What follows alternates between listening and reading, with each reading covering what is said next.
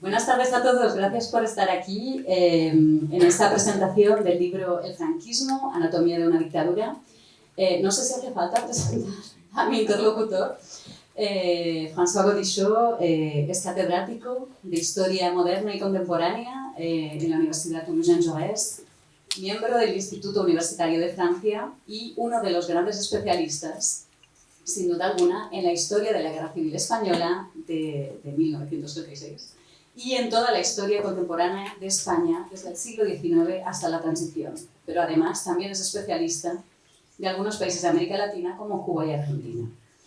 Y desde hace varios años sus investigaciones se centran en la construcción del Estado, el orden público, la policía y las figuras de desorden en España, Cuba, Puerto Rico y Filipinas, desde el 18 hasta principios del 20 aproximadamente. Y François nos va a hablar de este libro, que es un compendio realmente increíble historiográficamente y además con un objetivo del cual vamos a hablar particularmente a lo largo de esta presentación. El franquismo, anatomía del franquismo, de una dictadura, es pues la primera síntesis colectiva de la historiografía española sobre el régimen franquista en el siglo XXI.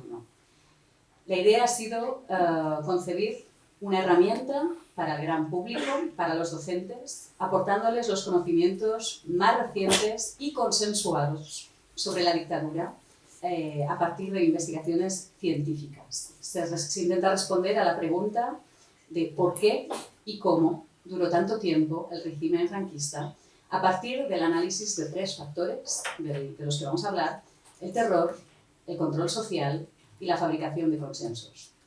Al final, spoiler, la dictadura murió en la calle gracias a la masiva movilización democrática de los españoles que habían sido privados de libertad durante 4 décadas. Como ha explicado antes Luisa Fernanda, el libro surge del coloquio Anatomía del franquismo, que fue organizado por el laboratorio Framespa en marzo del 2024 y que tuvo una continuidad con una exposición sobre el franquismo y una serie de encuentros en el Museo de la Resistencia y la Democracia.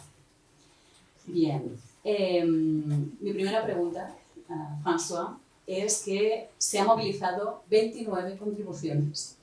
34 historiadoras e historiadores han dado testimonio de un enfoque colectivo en esta construcción del conocimiento.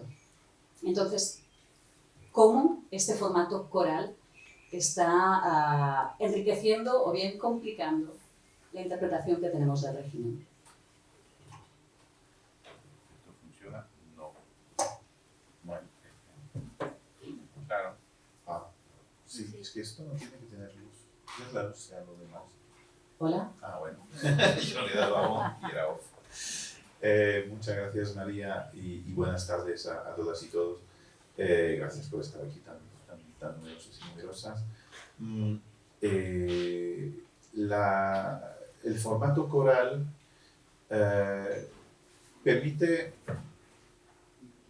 una cosa, es decir, manifestar que lo que se vierte en los textos, lo que se escribe en este libro, no son investigaciones particulares de los autores en el sentido de hallazgos recientes de la historiografía del franquismo. Son consensos historiográficos. Es decir, hemos pensado tanto el coloquio, el congreso de hace 2 años, como el libro, a partir de un comité científico que reunía a 5 o 6 colegas, con un objetivo: sintetizar los conocimientos que nos aportan 30 años de historia del franquismo. Estos últimos 30 años se ha desarrollado una historiografía del franquismo muy productiva, súper rica, a nivel europeo una de las mejores historiografías del siglo XX, completamente desconocida, más o menos, más allá del Pirineo. y el objetivo justamente era darla a conocer y sintetizar. Bueno, en realidad quizás esté reconstruyendo un poco, porque casi el único objetivo al principio era darlo a conocer y cambiar la imagen del franquismo en Francia. Este era el primer propósito de toda esa movida de expo, de congreso. Y incluso el libro no lo teníamos claro al principio. No lo teníamos claro, sabíamos que faltaba una publicación de referencia en Francia sobre el franquismo. Tuvimos la oportunidad de sacar ese número especial del magazine L'Histoire, que ahora está sirviendo mucho porque cuando los periodistas tienen que hacer algo sobre el franquismo, y estos últimos días, las últimas semanas, han hecho bastantes cosas, pues se refieren al magazine L'Histoire. Y esto tiene una potencia enorme, porque en este magazine encuentran una versión de la historia que no es la de la dictadura blanda, autoritaria y paternal que es la que dominaba en los medios, por lo menos en Francia, hasta hace poco. Entonces, fue en el mismo congreso que nos dimos cuenta de lo que teníamos en la mesa, de lo que habíamos reunido. La selección de historiadoras e historiadores que habíamos hecho desde el comité científico tenía varios objetivos. Primero, cierta paridad de género. Luego, convocar a 3 generaciones. La de Carla Molinero, por ejemplo, que abrió el coloquio con su conferencia inaugural. La de los fundadores de esa nueva historiografía. La de la gente de mi generación, más o menos, la generación siguiente, y la de los jóvenes, que hubo algunos y algunas muy buenos historiadores treintañeros y muy sólidos. Pero nos dimos cuenta de eso, de que habíamos reunido el primer coloquio de síntesis sobre la guerra civil. Y nos dimos cuenta también en los debates de lo que compartía toda esa gente, que en realidad no tenían ninguna dificultad para dialogar porque los desacuerdos que había, los hubo, eran bastante marginales respecto de lo que tenían en común, de los acuerdos que tenían, que eran muchísimos. Y lo que se expresó, tanto en el Congreso como en este libro, es eso, es ese conocimiento científico común, producto de decenas y decenas de investigaciones, centenares de investigaciones. O sea, una obra coral, colectiva, efectivamente, en la que cada una,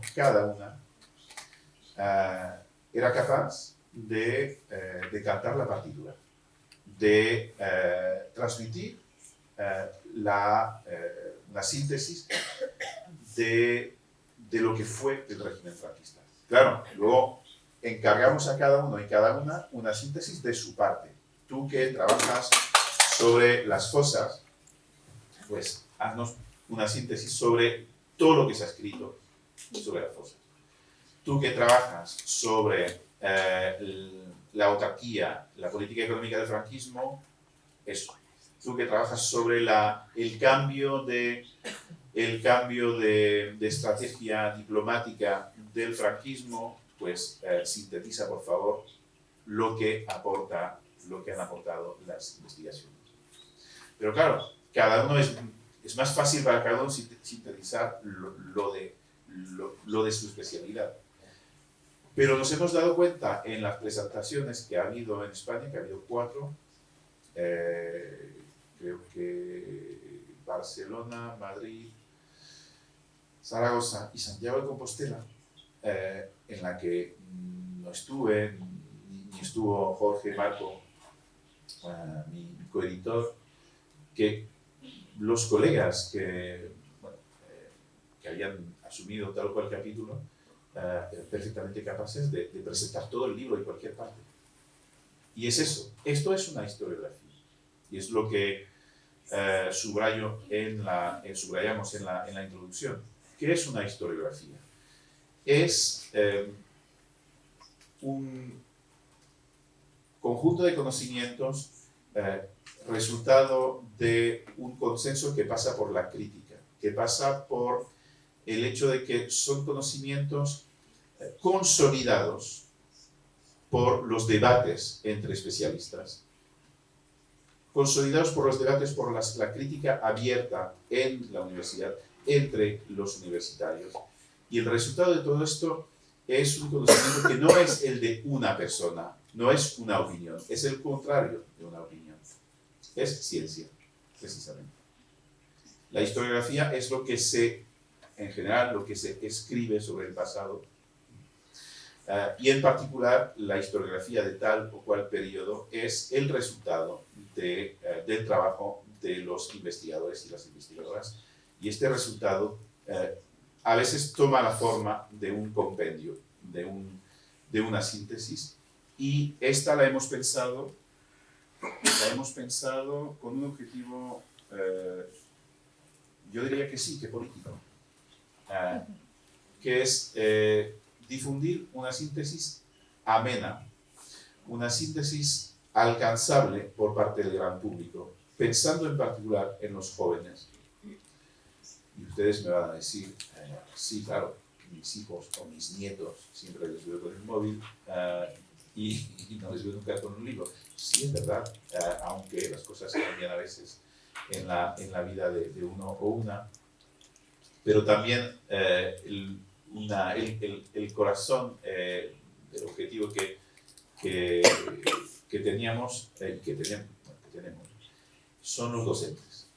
Es decir, los miles y miles de colegas españoles que tienen enfrente a los jóvenes y que están frente a una marea de libros y artículos sobre el franquismo, que han dejado la universidad hace años y que les puede costar tiempo y sudor cuando ya tienen un trabajo que les exige mucho, actualizar sus conocimientos. La idea era esa, proporcionarles una herramienta para facilitar la transmisión directa a la juventud del producto de las investigaciones más recientes sobre el franquismo. Este es el que funciona así. ¿Cuáles dirías que son un poco los indicadores que permiten decir que hay un desconocimiento persistente de la dictadura y que por eso hay ese objetivo necesario de transmitir un conocimiento factual y crítico? Y luego la pregunta por partes. Sí, bueno, los indicadores los conocemos todos aquí en esta sala. Pocas personas han escapado del resultado del sondeo que se publicó el 20 de noviembre, es decir, la semana pasada, ¿no? Según el cual un 20 y tanto % de la población española tenía una imagen positiva de Franco y del franquismo, y especialmente entre la juventud.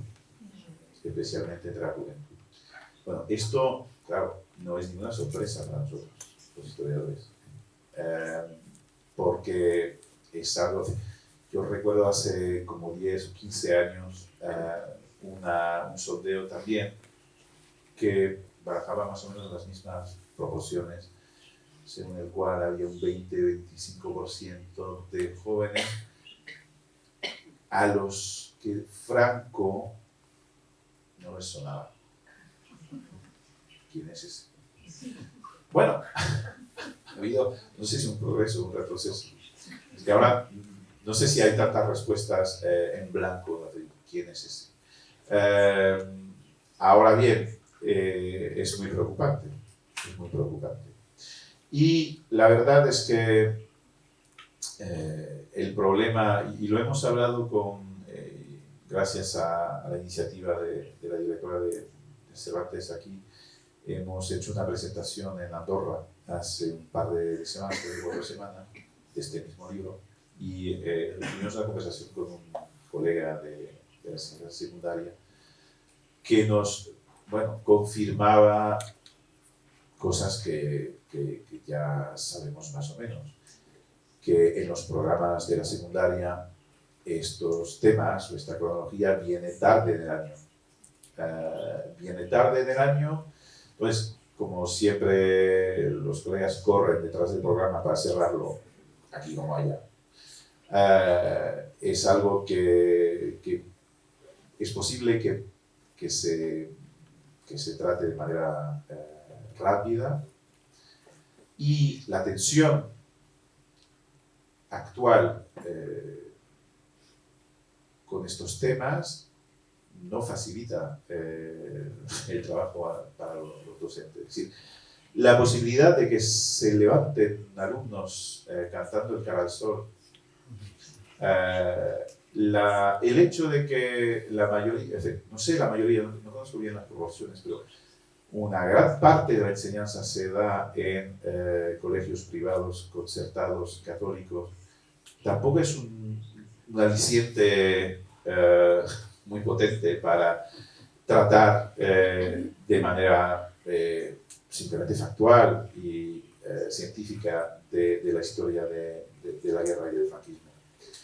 Así que sí, el problema es este, es un problema de transmisión. Nosotros, por parte de los universitarios, hemos intentado hacer nuestra parte, es decir, proporcionar la herramienta. Lo que realmente a mí me resulta frustrante, pero por ser todavía demasiado francés, es, yo pensaba que íbamos a poder hacer presentaciones de este libro en España convocando a las asociaciones de profes de historia. Y cuando decía esto a mis colegas, bueno, ¿tú crees? ¿Y cuáles son? Claro, aquí es muy fácil. Podemos tener un trato, y tenemos un trato de amistad con historia, geógrafos, en fin, hay además centralizado todo muy bien, todo muy fácil. Entonces es muy fácil cuando tenemos una herramienta proporcionarla a los colegas de Francia. En España es más complicado. Es más complicado. Y además, y esto Teresa me lo reveló el otro día que estábamos hablando de la presentación en Zaragoza, creo, que, sí, estás aquí, que los colegas ni siquiera informaron a las asociaciones de memoria aragonesas de la presentación del libro.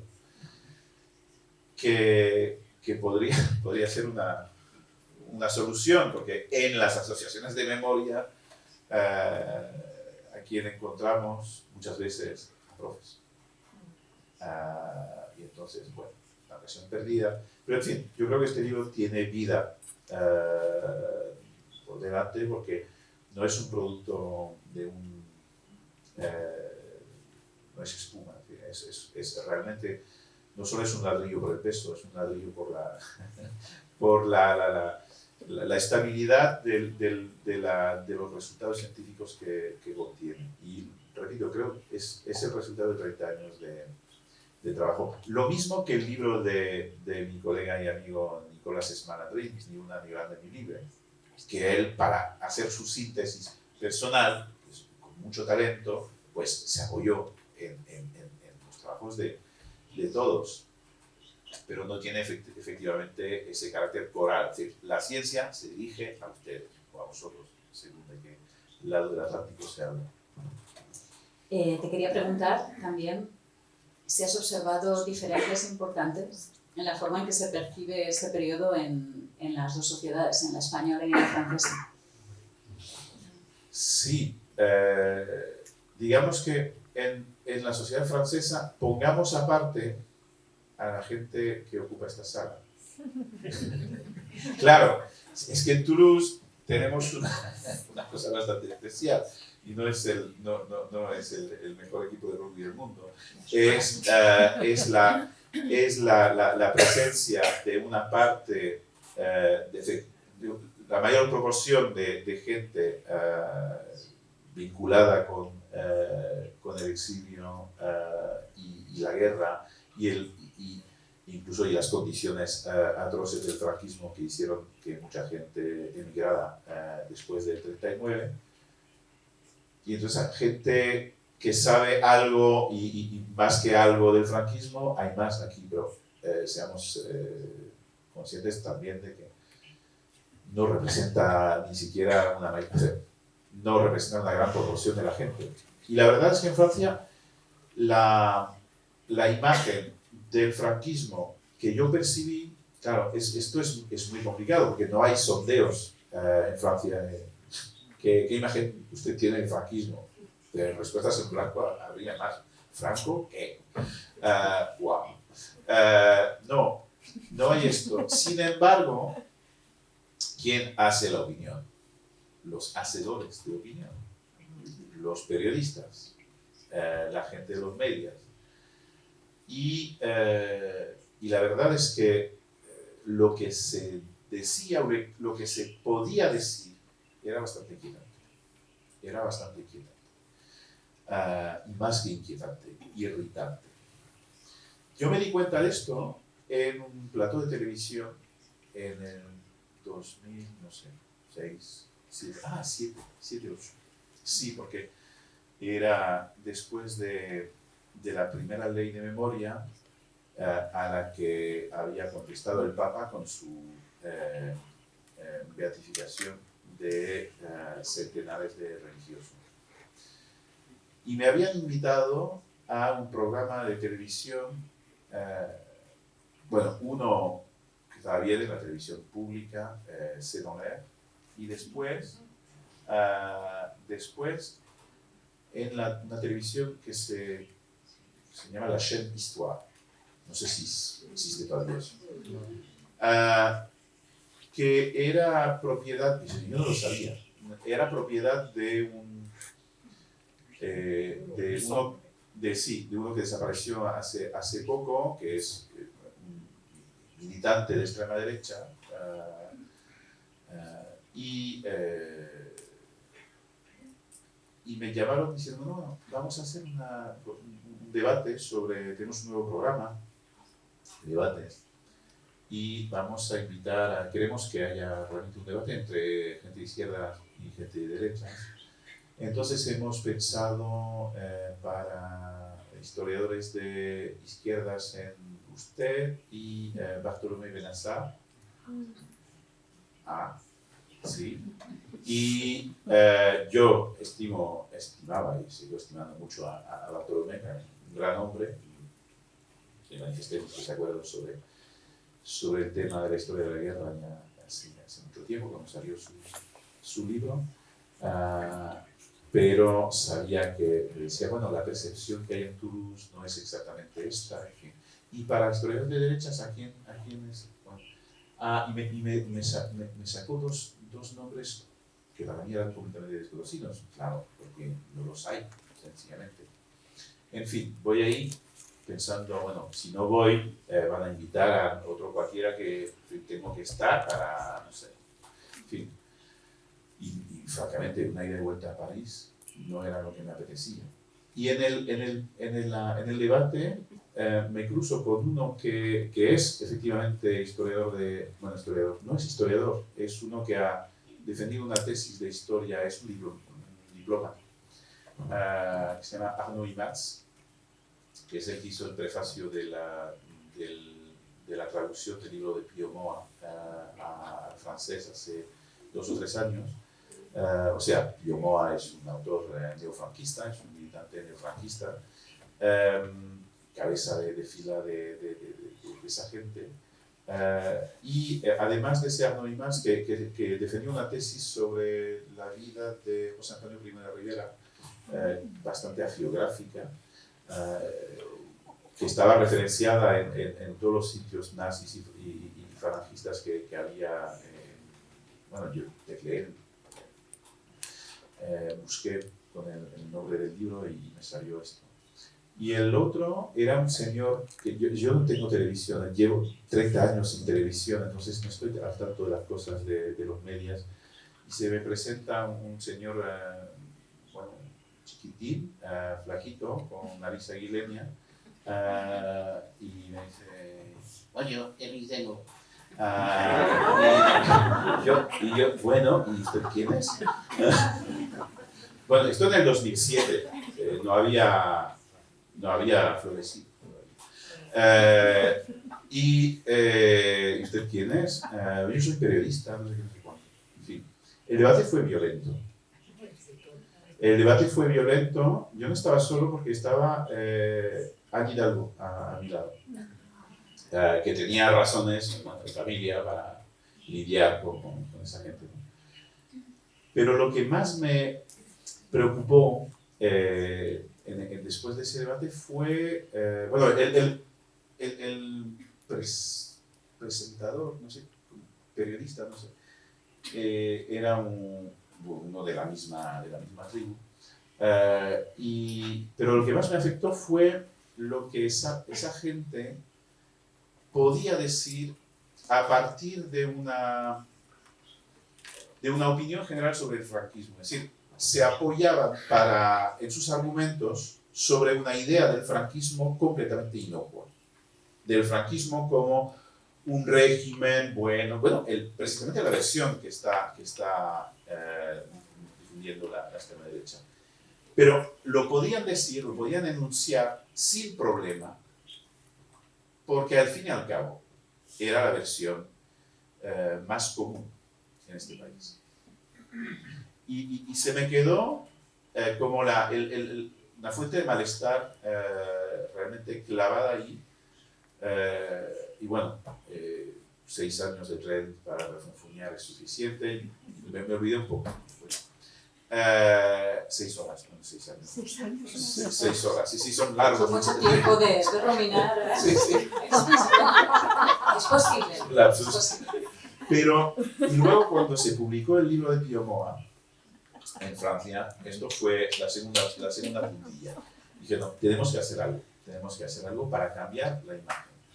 Y cuento todo esto porque simplemente para exponer mi contentura, mi felicidad, porque tengo la impresión de que colectivamente, porque esto es un colectivo, hemos sido 100 personas, 100 historiadores, en firmar una protesta contra el vídeo pro-franquista que la directora del suplemento Historia del Figaro publicó en aquel momento para promocionar el libro de Moa. Isabel, no me acuerdo su apellido, sacó del Figaro un vídeo de enaltecimiento de Moa y de Franco. Y nada, a todos nos chocó extremadamente eso. Y entonces, bueno, hicimos un petitorio, lo firmamos 100 historiadores, especialistas de España, pero no es poco en Francia. Le Monde no lo quiso publicar porque atacábamos al Figaro. Claro. No es deportivo. No es deportivo. Sin embargo, el Figaro en el 36, claro, estaba de un lado que no era que era el mismo que de hoy. Sí, era realmente el Figaro era un periódico de apoyo al golpe de Estado y al bando franquista. Bueno, entonces, esto es una obra colectiva, porque desde entonces nos hemos movido mucho. Y lo de la Expo, y lo del Congreso, y lo del Magazine d'Histoire, en el que han escrito varios colegas de entre esos 100, y más, otros libros, presentaciones, documentales. Y el resultado, yo lo he percibido la semana pasada, justamente.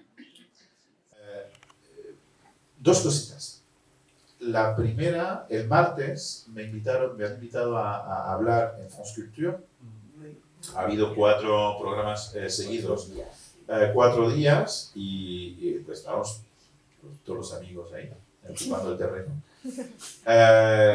Y en la presentación de ese día, redactada por los periodistas, me di cuenta de que habíamos alcanzado bastantes objetivos, porque retomaban directamente lo que habían aprendido leyendo el magazine Histoire, viendo los vídeos del Congreso que están disponibles en Internet. Y entonces los habían digerido, metabolizado y transmitían los periodistas de la radio pública francesa, o sea, centro de los medios, una imagen del franquismo completamente distinta de la habitual o pasada. Y esto en sí a mí me ha llenado de alegría. Y el segundo indicio ha sido un artículo en el que me enteré de que una diputada macronista, es decir, hay pocas posibilidades de que sea una persona que haya crecido en un ambiente o con una cultura de lucha, aunque alguien puede cambiar, en fin, y tomar la contra de sus padres. Pero, en fin, había hecho una petición al Élysée para quitarle a Franco la Legión de Honor que Pétain le había otorgado.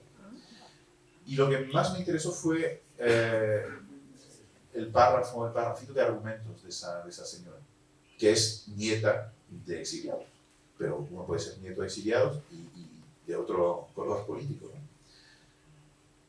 Los argumentos que usaba eran precisamente los que había escuchado en la radio, que había leído, en fin. O sea que en el magazine Histoire, en todo lo que habíamos transmitido.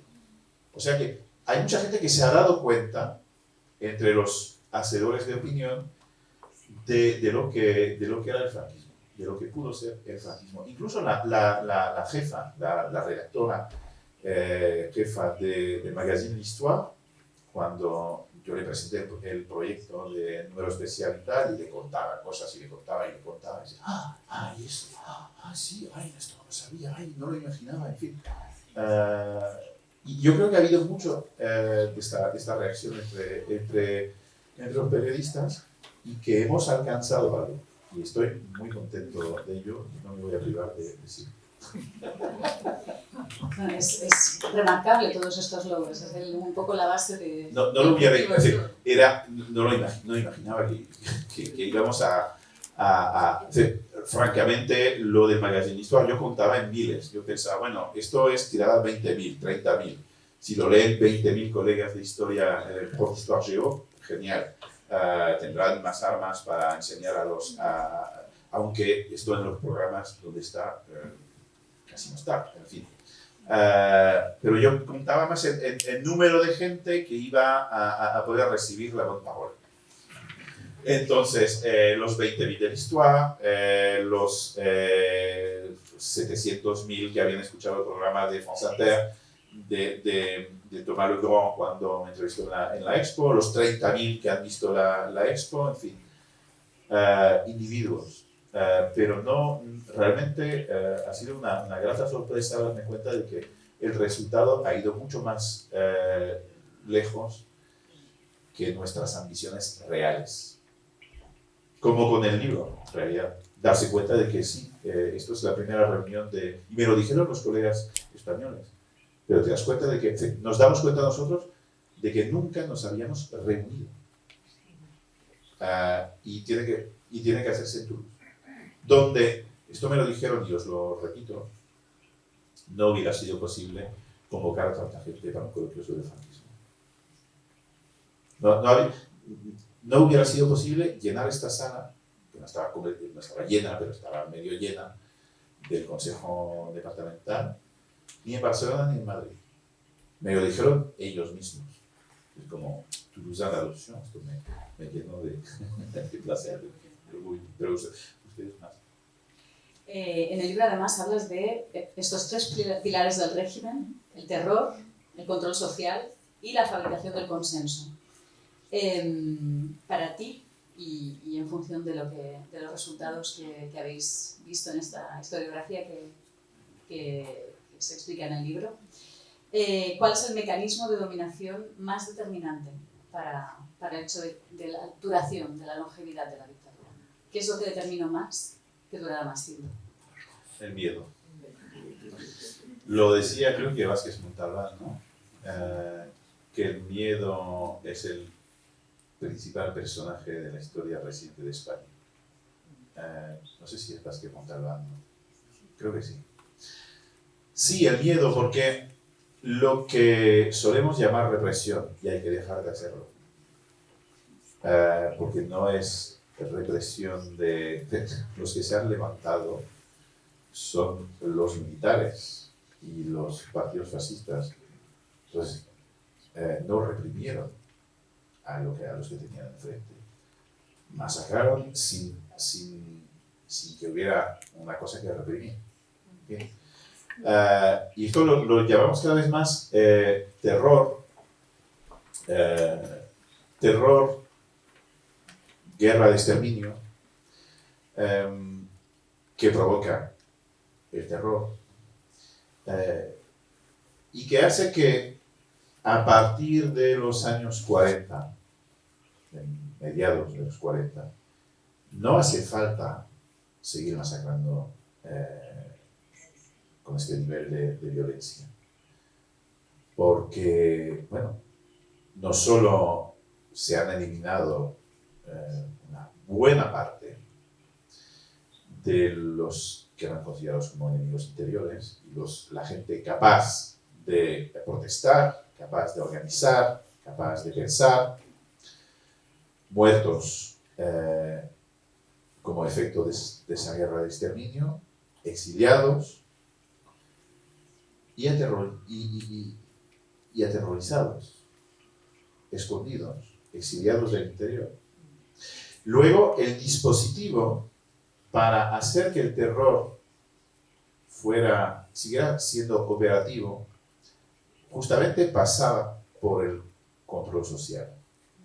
Es decir, el franquismo desde el principio se cuidó mucho de asociar a mucha gente a su empresa devastadora.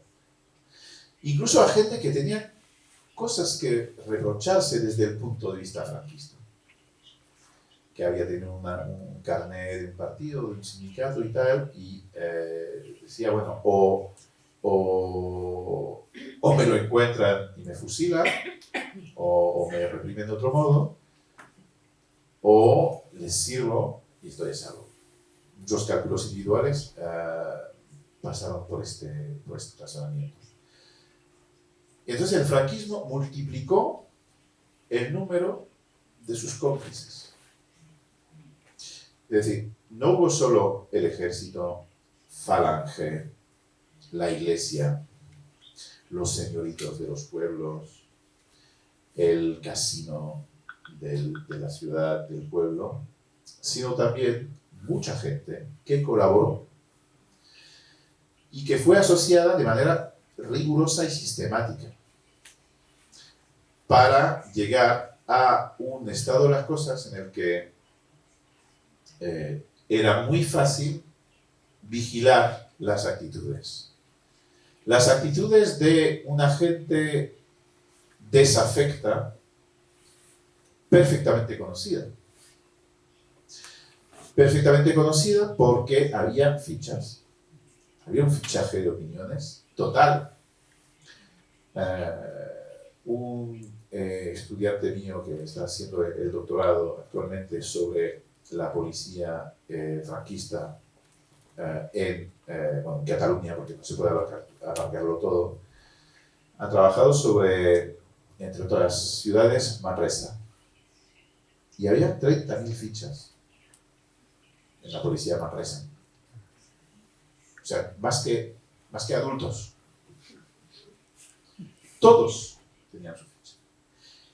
Y el grado de precisión de la información, la granularidad de esa información es increíble. La vigilancia. Bueno, pero esta vigilancia viene no solo de los policías, sino de los colaboradores de los policías. Entonces, cualquier actitud de reivindicación, de protesta, etc., podía ser la ocasión para el franquismo de recordar el grado de violencia extrema que había desarrollado en sus primeros años de vida. Esto pasó cuando en algunos parajes los guerrilleros se hacían más presentes y entonces se arrasaron pueblos enteros donde había apoyos de la guerrilla que estaba en el monte. Esto en los años 40. Pero también protestas o actitudes o pensamientos que podían dar lugar a una acción fulminante de la dictadura con el efecto de mantener el terror.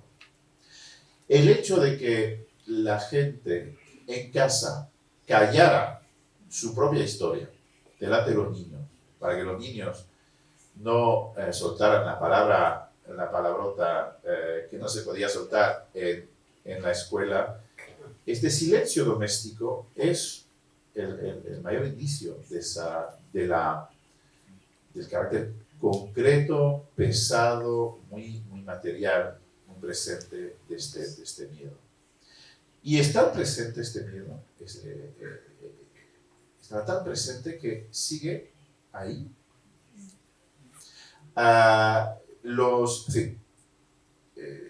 En varios documentales se puede escuchar la expresión de este miedo en gente que tiene 80, 90 años y que fueron criados con este miedo y que lo tienen en el cuerpo. Entonces, que cuando se evocan temas les agarra el miedo. El hecho de que en las aperturas de fosas haya habido historias de familia que salieran al borde de las fosas, que el hermano o la hermana no sabía, porque él que había presenciado el asesinato del padre o de la madre o de los dos, tenía 5 años, 6 años, y su hermana no estaba y tal, y lo había visto y sabía dónde era y lo contaba, pero nunca lo había contado ni a su hermana ni a su hermano.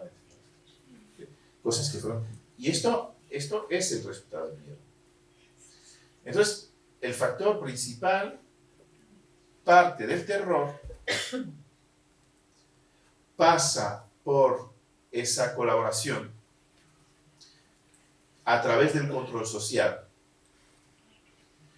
y está ahí, ese miedo está ahí en medio, además, de la existencia de consensos, justamente, terror social, consenso, porque toda esa parte de la población que colaboró y se benefició de los despojos, de esto y aquello, del franquismo, pues fueron la primera base para expresar otra visión, otra imagen de la dictadura, para retomar los discursos de justificación de la dictadura en función de sus realizaciones, para decirlo así. Y para hacer vivir lo que se ha llamado después el franquismo sociológico. Es decir, la existencia de un conocimiento cotidiano y práctico del régimen como régimen de paz y prosperidad. Es decir, la gente que compraba ese discurso y lo hacía suyo. Finalmente. Tengo 2 preguntas más antes de pasar la palabra al público. Precisamente trayendo a esta época contemporánea un poco. ¿Cuál es el mito del franquismo que tiene una mayor resonancia hoy en el espacio público contemporáneo? ¿Cuál ha sido esta herencia? Sin lugar a dudas, la prosperidad. La prosperidad del franquismo. Sí. Sin lugar a dudas, la idea de que el franquismo ha traído la prosperidad y la modernidad económica al país. Por eso es muy importante lo que los colegas están haciendo actualmente a nivel de investigación. Mi comparsa Miguel Ángel del Arco Blanco, que es profesor en Granada y que ahora es uno de los punteros en la historiografía del franquismo, acaba de sacar un libro, creo que editorial Crítica, que se llama La hambruna española.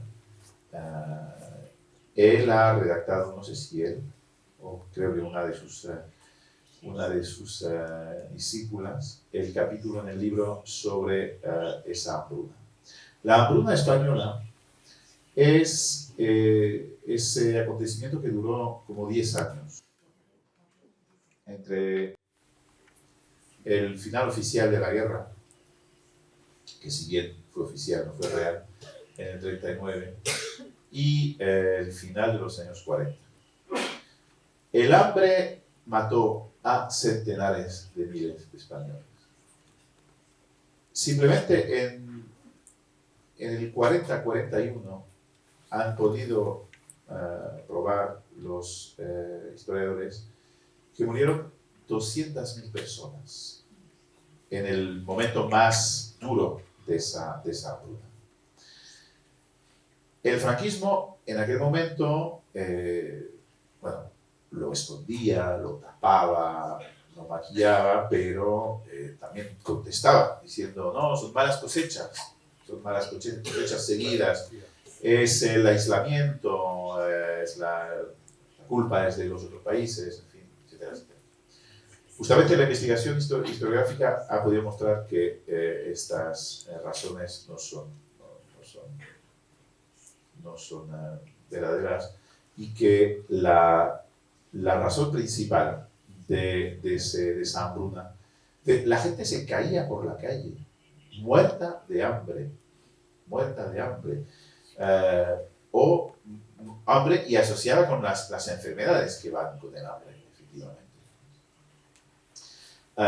Y es 200.000 personas es más que el número total de personas ejecutadas. Sí, hay que tomar la medida de esto. Y esto es el resultado de la política económica del franquismo. Directo. Y es un resultado asumido para sus adentros por el franquismo. Es decir, conocemos comunicaciones internas que dicen, bueno, así nos reivindica. El que tiene hambre no se levanta. Fue un dispositivo de prolongación de la guerra, de trituración de esa sociedad.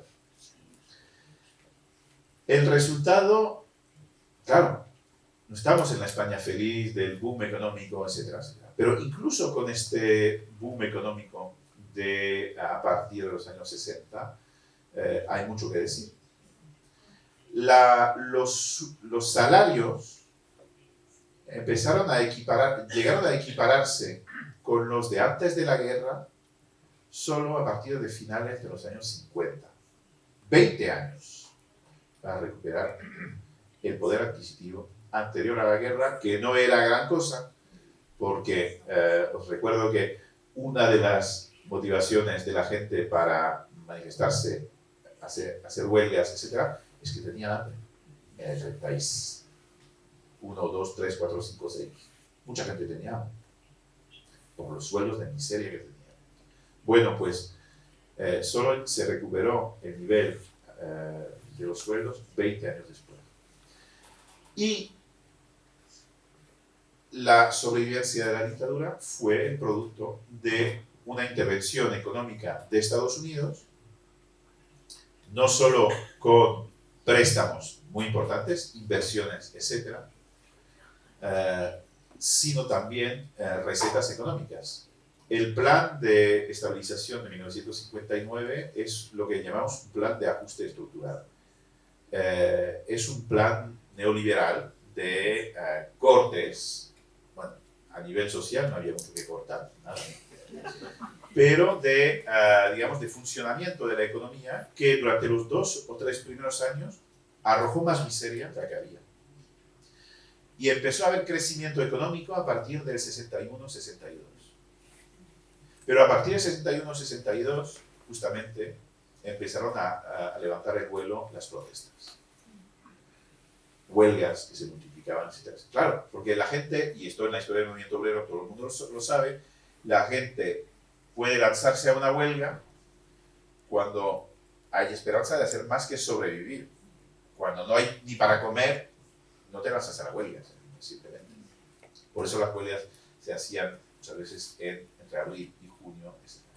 Bueno, total que esa prosperidad no solo es tardía, no solo a nivel de tasas de crecimiento dura 15 años, incluso menos, hasta el 73, 74,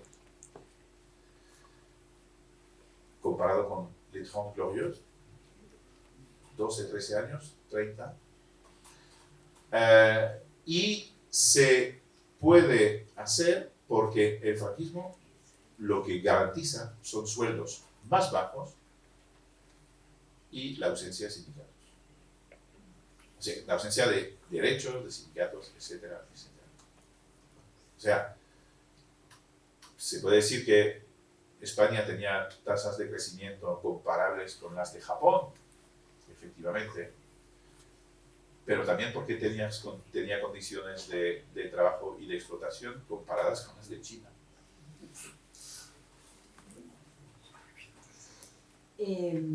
Tengo una última pregunta antes de dejar paso al público.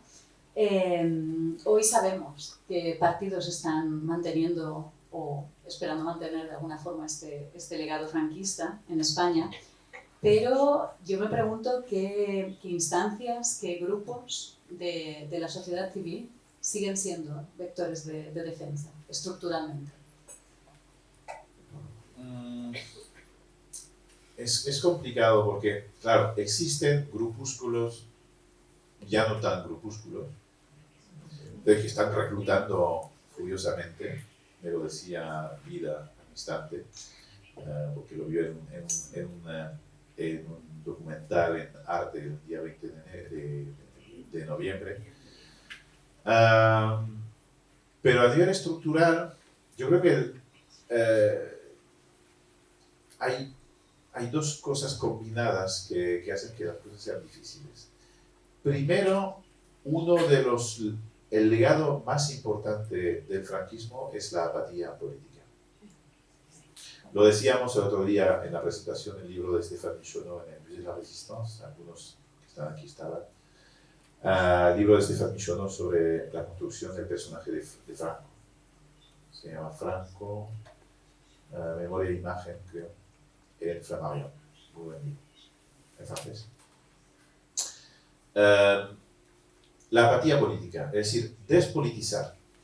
La política es lo que trajo la guerra civil. La política es lo que te puede traer problemas. La política, déjala. La política da miedo. Yo no hago política, decía Franco. Entonces, esta despolitización fue trabajada como objetivo número 1 por el franquismo. Ocuparse de sus adentros, de su casa, de sus hijos, de su porvenir individual y no hacer política. Claro que por otra parte hubo una politización muy fuerte de la sociedad civil para levantarse contra Franco. O sea que no es un movimiento solo de ida y vuelta. Y por otra parte, España es uno de los países europeos con mayor capacidad de movilización política en determinados momentos. Lo hemos visto con el 15M. Pero hay como un segmento que falta, es la traducción política en términos de partidos, más allá de llenar las plazas y las calles. O sea, la movilización ciudadana, sí, muy fuerte. porque fue la base del antifranquismo. La política es más complicada. Es más complicado. Bueno, no pretendo hacer aquí un análisis sociológico, pero yo creo que este tema de la apatía se debe estudiar como uno de los legados del franquismo. Y luego, algo creo que conectado, que ha sido señalado últimamente por un colega hispanista holandés que ejerce en Estados Unidos, que tiene un librito magnífico sobre el traslado de los huesos de Franco. Se llama Sebastián Faber y enseña en Nueva York. Y escribió en un periódico que os aconsejo vivamente, que se llama Contexto. Está en la red, solo se lee en internet. Contexto es un muy buen periódico. En realidad no es Contexto, es CTXT. Es impronunciable. Sebastián escribió ahí un análisis a raíz del 20 de noviembre, explicando que uno de los problemas con la imagen del franquismo, lo que impide actualizar la relación con el franquismo de un lado democrático, es que mucha gente no quiere no quiere declarar o hacer algo que pueda ser interpretado como falta de fidelidad a sus padres, como traición a sus padres. Y ayer, un famoso bigotudo, que ya no tiene bigote, ¿quién es? Aznar.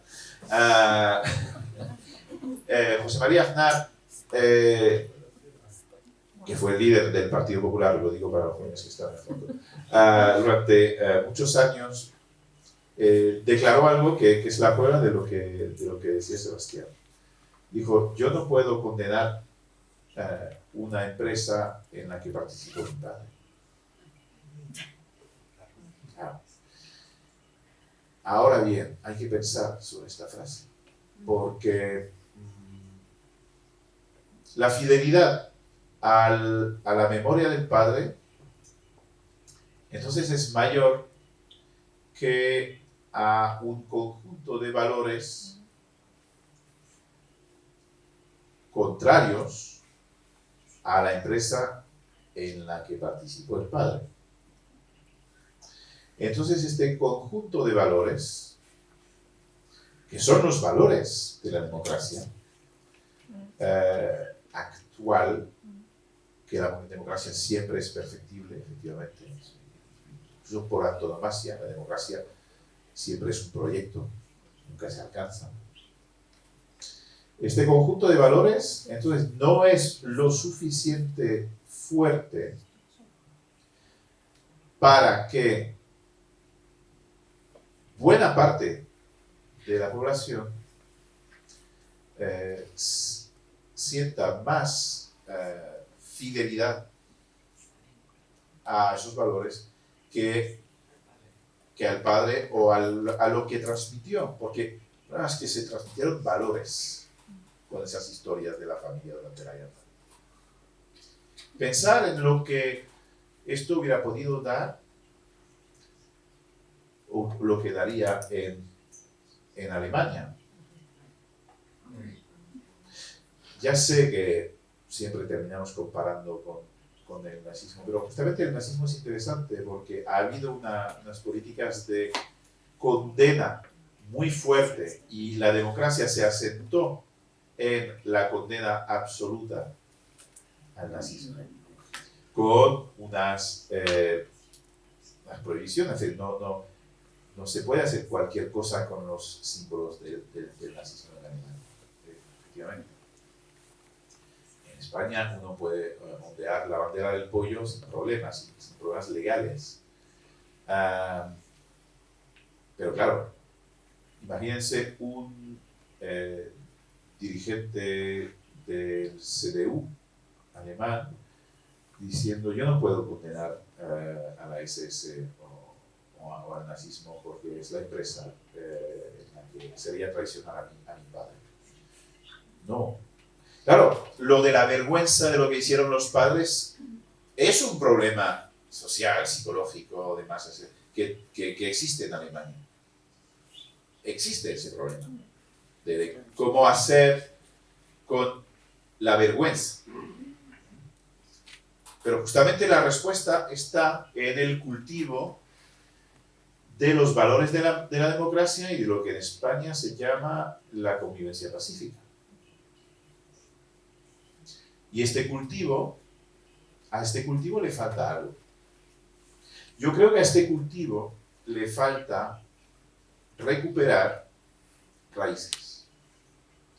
Porque hay una característica de la relación con la democracia actual en España, que es su ausencia total de raíces. Por el rechazo absoluto hasta la fecha de considerar la Segunda República como madre de la actual democracia, como primera experiencia democrática de la que se podrían sacar elementos, cosas, ideas, imágenes. Y justamente una de las cosas que están en juego en las políticas desarrolladas estos últimos años por Fernando Martínez, el secretario de Estado, radica en ello, es decir, intentar hacer que la República pueda considerarse como un repositorio de referencias, de experiencias, de proyectos para alimentar la cultura democrática española. Y es precisamente lo que encuentra la oposición absoluta, no digo de Vox, sino del Partido Popular. Y quizás más. Y creo que lo que está en juego es esto. Yo no sé qué va a pasar en el 2031, no a nivel de elecciones, que puede pasar muchas cosas, pero a nivel de efeméride. Yo creo que hay algo muy fuerte en juego, es la imagen de la Segunda República. Es la imagen de la Segunda República. Y todos los esfuerzos de los mal llamados revisionistas, o incluso de colegas universitarios que apuntalan este tipo de discursos, se concentra en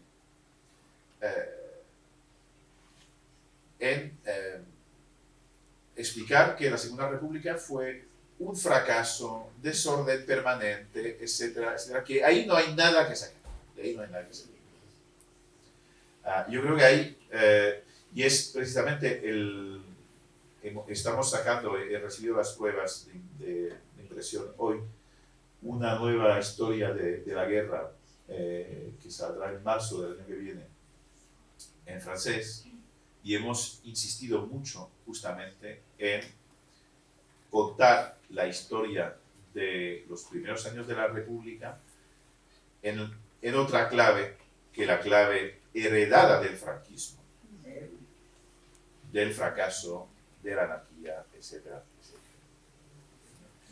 Y he hablado mucho. No, al contrario, yo creo que estamos todos pendientes de tus palabras. Gracias por haber respuesto a mis preguntas. Tengo más, pero prefiero que el público, que seguramente le han ido surgiendo preguntas mientras hablabas, pueda expresar también, pueda participar. Y los jóvenes salgan de su timidez. Bueno, primer joven. Que es cuestión de punto de vista, siempre. Muchas gracias por su presentación, me parece muy interesante. Quería hacerle una pregunta, es que ¿se puede dar una definición de franquismo? ¿Es que es una categoría política, social, filosófica? un sustantivo, un adjetivo. ¿Podría definir franquismo, por favor?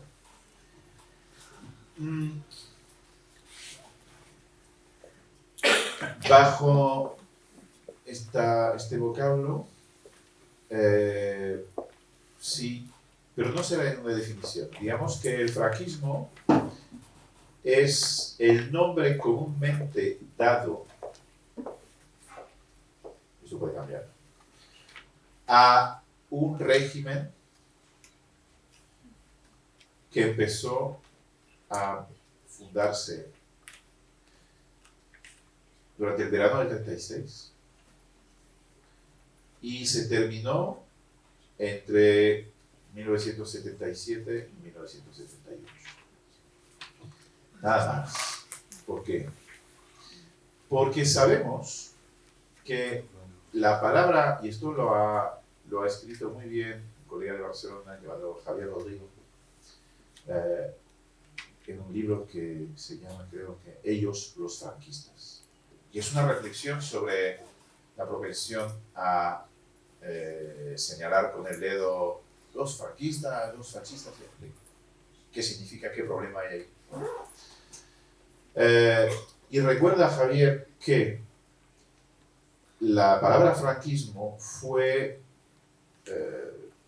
como inventada y utilizada por Franco y sus secuaces justamente para diferenciarse del fascismo. Diciendo, no, lo nuestro no es un fascismo. Lo nuestro es algo diferente, original, el franquismo. Y esto es bastante tardío incluso. Es bastante tardío, es algo que se generaliza bajo la pluma en la boca misma de los franquistas a partir de los años 60 y 70. Y es una palabra de blanqueamiento.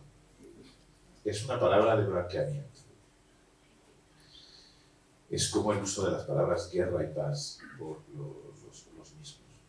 Luego, a nivel ideológico, sí que hay una columna vertebral que en un momento dado fue llamada nacionalcatolicismo. Pero este nacionalcatolicismo existía antes de existir en los años 30. A partir de 1931 hay una movilización de los sectores llamados neotradicionalistas que empiezan a pensar, a escribir y a forjar un conjunto de ideas, una ideología que está en el centro del proceso de fascización de las derechas españolas durante esos años. Y el golpe del 36 es una expresión de ese proceso de fascización, detrás del cual está ese neotradicionalismo que se está fascistizando. Y uso fascistización y no fascismo o fascista. Prefiero no usar la etiqueta, porque una etiqueta siempre se despega si uno toma un baño o se destiñe. Fascización es un proceso. Y como historiador yo estoy hablando de procesos históricos.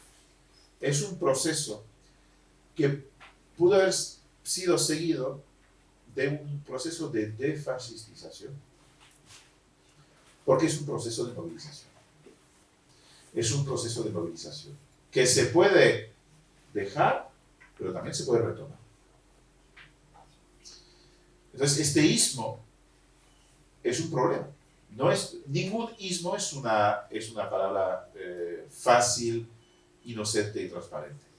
Todos los ismos tienen una historia. Los ismos de hoy no son palabras que se pueden usar para describir solamente. Son palabras que se usan para juzgar, herir separar, eliminar. Por ejemplo, hace 80 años, judeo-bolchevique, el judeo-bolchevismo. Esto nunca ha existido. Nunca ha existido. Hoy tenemos otras palabras, el wokismo. Son palabras que son como puñetazos o que son como banderas. Su utilidad descansa más en su uso concreto que en el sentido que pretenden tener. Por eso hay que tomarlo con cautela. Ahora bien, franquismo es una palabra de uso común, no vamos a inventar otra a estas alturas. Pero hay que ser prudente, yo pongo fechas y la definición no va más allá.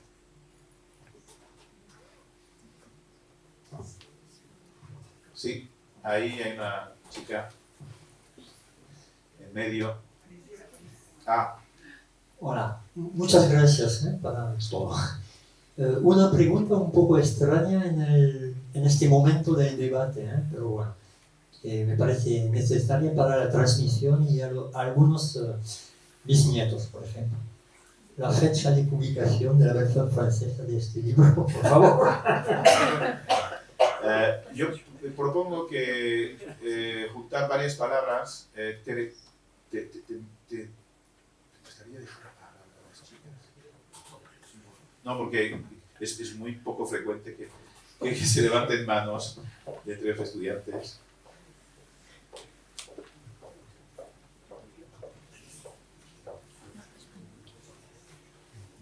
Hola, primero agradecerle por la conferencia y el tiempo que nos está dando todos nosotros.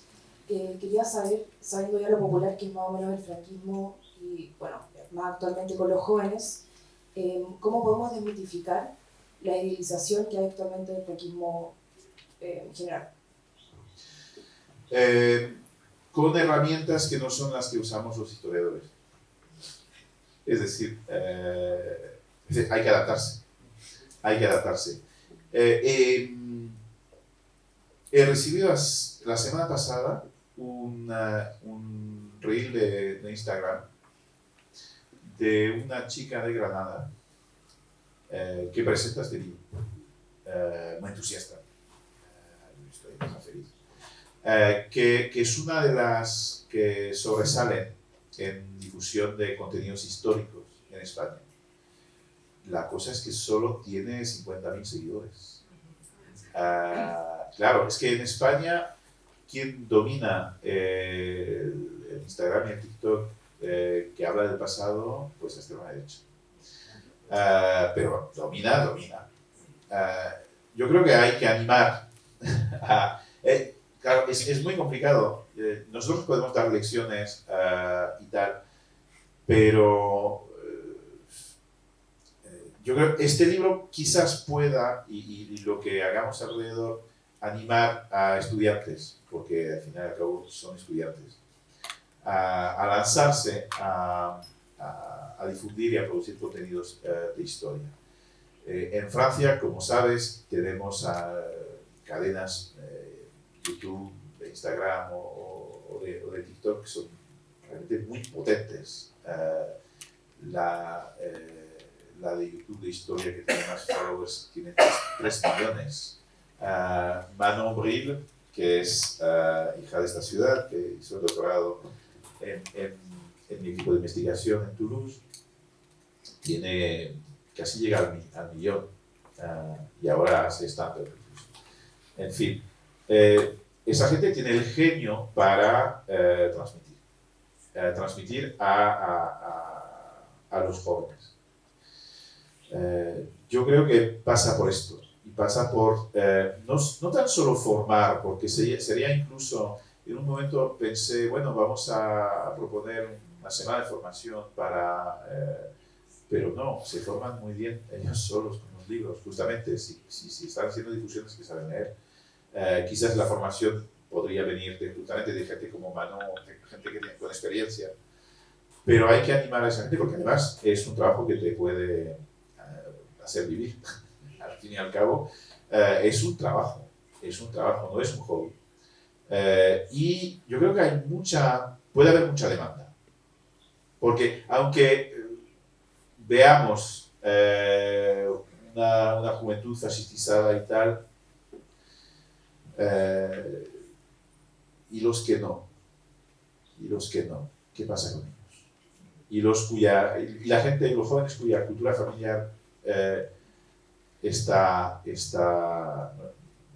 chirria con esas opiniones fascistas. ¿Qué pasa con ellos? Yo creo que puede haber mucha demanda de contenidos de historia que permitan a los jóvenes situarse en el tiempo de otra manera que con pulseritas y con banderas y con brazo en alto, que esto al fin y al cabo es crisis de adolescencia. Y yo creo que estoy convencido de que la juventud española es mucho más inteligente que esto, porque la he visto, bueno, la otra, la de antes, pero creo que la de hoy es igual en el 15M. Yo recuerdo antes del 15M, un amigo en Barcelona me decía, porque había movimientos en Francia contra el CPO, o sea, millones de gente en la calle, y me decía, los franceses saben manifestar, saben movilizarse, mira, los nuestros aquí, botellón, nada más que botellón. Pero bueno, y los jóvenes de la generación anterior demostraron en el 15M que no, que mucho más que botellón. Y yo creo que en España hoy no hay que desesperar y justamente hay que construir. Y es algo que se construye con trabajo, a base de trabajo. Si quieres te paso el Insta de esta chica, porque realmente hay que difundir y hay que empujar a esa gente. Luego, la versión en francés, mi amigo, hay una cuestión de plata, porque la traducción es algo que cuesta y ningún editor va a poner el dinero para traducir este libro. No por cuestiones ideológicas, sino porque el libro se vende menos. E incluso yo estoy realmente empujando, no para la traducción de este, sino para la traducción de otro mucho más comestible. Aunque este se lee muy bien, no quiero... yo creo que este se lee muy bien, por lo menos que lo intenten y me digan luego si se lee muy bien. Pero el libro de Nicolás Sesma, que ha vendido 50.000 ejemplares en España, estoy empujando para que la editorial Tarantier, con la que estoy trabajando, le haga una publicación. Pero el problema es el del coste de la traducción. Imagínate un libro del mismo tamaño pero con 30 y pico autores. Ya de entrada te presentas a una editorial con un libro con 30 editores y te dicen no, una editorial comercial, digo. Luego una editorial no comercial, tipo universitaria, como la nuestra, que es Universidad du Midi, sí podría, pero ¿quién traduce? ¿Quién paga la traducción? Yo no voy a ser esa persona que estoy escribiendo. O sea que la cosa está abierta, no digo que no se vaya a hacer. Sin embargo, bueno, no es para mañana.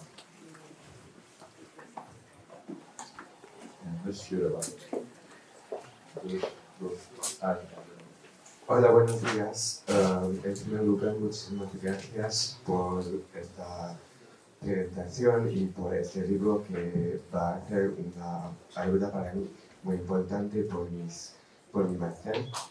Y entonces, han evocado que actualmente en España hay una imagen muy positiva del franquismo, en particular en los jóvenes, y entonces no es una consecuencia de la ley memorial. Yo sé que hay muchísimas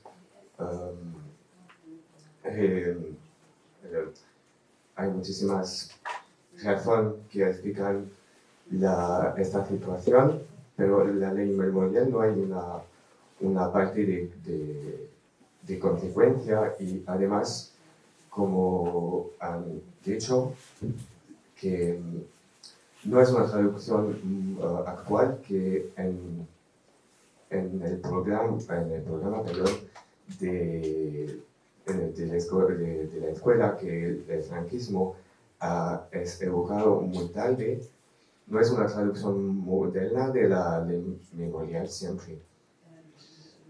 Gracias por la pregunta, es importante. Efectivamente, la ley de memoria, la última, ha sido tomada como pretexto de movilización por parte de las derechas, extremas derechas españolas. Pero no creo que estén necesitados de una ley de memoria para movilizarse sobre este terreno. Creo sencillamente que y hay que mirar las cosas con una mirada más europea. Lo que hacen las extremas derechas con el pasado actualmente en Europa es intentar darse una identidad política fuerte para hacer la misma política, más o menos, que se hace, es la política neoliberal, pero con más violencia. Y esto es lo que proponen. Pero para proponer esto, necesitan forjar una cultura de extrema derecha. Y una cultura se forja con discursos sobre el pasado. Y lo están trabajando muy bien, están intercambiando, etc. Hay mítines en España con gente de aquí de Le Pen, de Semur, de la AfD alemana, el loco ese holandés con su peinado de Harry Potter. No de Harry Potter, sino de ¿cómo es? Los malos, el padre de los malos en Harry Potter. Malfoy, sí. El Malfoy ese que en Holanda, en fin. Pues esa gente se junta y cultiva una especie de comunidad cultural, incluso ellos hablan de guerra cultural, hacen los que han leído a Gramsci, pero los que no lo han entendido. Es que la gente sí, la gente lee cosas así como Darmanin leyendo a Weber, pobre Max Weber, en fin. Esa gente se da una identidad política, algo que pueda vender.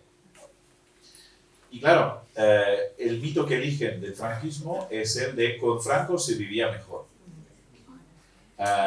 Entonces, no están prometiendo nada incluso. Es increíble que el lema de gente que tiene 15, 18, 20 es un lema de abuela. Es un lema de abuela. Es no future, es bastante punky eso. Claro, no sé qué porvenir tiene esto, francamente, pero es instrumental. El pasado es completamente instrumental.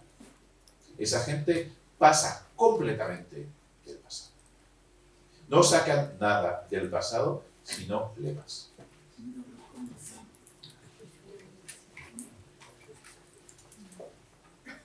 Y la última, Vale. Bueno, tengo varias.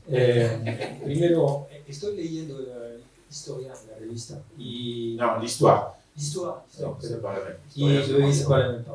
Y hay un artículo sobre Primo de Rivera y mencionan a Berenguer y a Aznar y la primera es como una broma. Quería saber si era el abuelo de José Luis, ¿no sabes? El tío abuelo, creo. Creo que es el tío abuelo. El tío abuelo, ok. Bueno, Yo no estoy seguro. Vale, gracias. También quería preguntarte sobre el fin de guerra, porque estaba en el coloquio y uno de tus compañeros dijo que para él se acababa en el año 52. Jorge, justamente, el compañero que me ayudó. Marco, Sí. Ese. Y hubo un pique entre Jorge y Miguel Ángel del Arco Blanco que no estaban nada de acuerdo. Yo estoy más de acuerdo con Jorge. Así que Me parece perfecto. Además, Miguel Ángel es un amigo y desde la confianza se puede polemizar de manera muy fructífera. Y seguramente que en el debate con Miguel Ángel, que va a seguir, porque tenemos dos doctorandos en común, vamos a poder afinar los dos nuestras concepciones. Yo lo que digo con Jorge, incluso con Jorge es interesante porque lo hablamos mientras estábamos cocinando este libro. Hablamos varias veces por teléfono y no teníamos el mismo argumento para decir que no se terminaba en el 39 y si había una fecha podía ser el principio de los 50. Entonces, estábamos de acuerdo, pero no sobre las mismas bases. Él hablaba de que seguía habiendo combates, las guerrillas, etc. Mi argumento era diferente. Esta guerra fue una guerra política, social, de reconquista religiosa. El 1 de abril del 39, como dice el comunicado, los ejércitos del generalísimo han alcanzado sus últimos objetivos militares. ¿Y los objetivos políticos, sociales y religiosos? No, todavía no. Y al día siguiente, Radio Nacional de España dice: españoles alerta, la guerra no ha terminado. Pues no ha terminado. Ahora bien, y sigue, claro, efectivamente lo que pasa en Barcelona, en Valencia, en Alicante, durante esos meses y años siguientes, en lo que había empezado a pasar en Galicia, en León, en fin. ¿Cuándo termina? Justamente solo la fecha puede ser de convención. No hay una fecha que se imponga como que caiga de su peso. 51, 52, no solo porque es el final de las últimas guerrillas, mueren los últimos guerrilleros. Yo apuesto a 51, ¿por qué? Porque en el 51 son las grandes huelgas de Barcelona. Se levanta una generación nueva, con nuevas reivindicaciones, un nuevo lenguaje, que no hacen referencia como base de su lucha a la República. ¿Son antifranquistas? Sí. O antifranquistas. Como lo he dicho, el franquismo todavía no es una idea. Pero ¿luchan contra el régimen? Sí. ¿Por su supervivencia? Sí. Pero no con la bandera y la cultura de la República.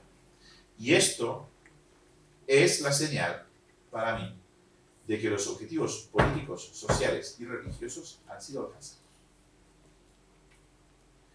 Que la fascización que empezó en los años 30 exterminó a la identidad colectiva república, que solo se mantiene en el exilio y en exiliados del interior. Pero que globalmente, a nivel de la población global, ya fue. Y a partir de ahí empieza otra cosa. Pero incluso el hecho de que esta fecha sea convencional, que al fin y al cabo no sabemos cuándo termina esta guerra, me parece una propuesta interesante. Me parece una propuesta interesante, porque es algo que molesta, que nos molesta, que nos puede rondar por la cabeza, y no hay respuesta. ¿Cuándo termina esa guerra? ¿Cuándo termina una guerra? ¿Hay paz? ¿Cuándo hay paz? ¿Esto qué es? En fin. Y es interesante porque esto arroja una luz diferente sobre el proceso de transición desde la ley por la ley. Y esto, claro, arroja una luz diferente sobre el legado del franquismo en la sociedad de hoy, muchísimos años después, 50 años después de la pandemia. En fin, esta fecha que no existe es una fecha muy importante. Gracias. Quería preguntarle también si en el sentido que le da Hannah Arendt al totalitarismo, si tú consideras que el franquismo es un totalitarismo. Sí, pero no con la definición de Arendt. Okay. Y para acabar, quería decirte que gracias al compañero Filipe que habló de traducción, Yo estoy traduciendo los actas del coloquio, me interesa y soy voluntario para traducir tu libro. Bueno. Un euro simbólico. Pues lo podemos ver, sería una gran noticia. Gracias. Bueno, pues, Muchas gracias.